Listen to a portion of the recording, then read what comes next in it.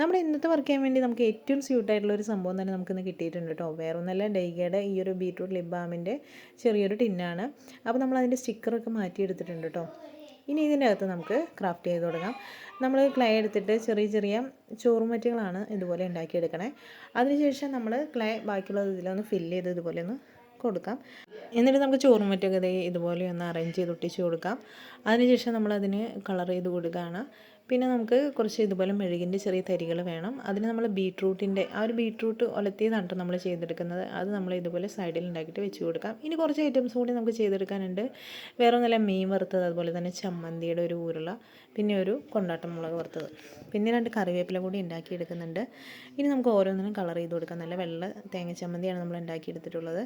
പിന്നെ അതുപോലെ തന്നെ ഒരു പീസ് അയില വറുത്തത് നമ്മളൊന്ന് ഉണ്ടാക്കിയെടുക്കുന്നുണ്ട്. പിന്നെ നമുക്ക് കൊണ്ടാട്ടം മുളകിനും കളർ ചെയ്ത് കൊടുത്തിട്ടുണ്ട് കേട്ടോ. ഇനി നമുക്കിതൊക്കെ ആ ഒരു ബോക്സിനകത്തേക്ക് വെച്ച് കൊടുക്കാം. ഇതെല്ലാം ഒട്ടിച്ച് കഴിയുമ്പോഴേക്കും നമ്മുടെ വർക്കൊക്കെ ഇവിടെ സെറ്റായി വരും കേട്ടോ. അപ്പോൾ നമ്മുടെ ഈ സ്കൂൾ കോളേജ് ജീവിതം ഒക്കെ നമ്മൾ ഓർക്കുമ്പോൾ ആ ഒരു കാലഘട്ടത്തിൽ നമ്മൾ ഒരുപാട് മിസ് ചെയ്തിരുന്നൊരു ഐറ്റം, അതായത് നമ്മുടെ ചുറ്റുപാത്രത്തിൻ്റെ ഒരു ഓർമ്മ, അതാണ് നമ്മളിന്ന് ക്രിയേറ്റ് ചെയ്തെടുത്തിരിക്കുന്നത് കേട്ടോ. അപ്പോൾ നമ്മുടെ ഇന്നത്തെ വർക്ക് നിങ്ങൾക്ക് ഇഷ്ടമായിട്ടുണ്ടെങ്കിൽ എന്തായാലും സപ്പോർട്ട് ചെയ്യാൻ മറക്കല്ലേ.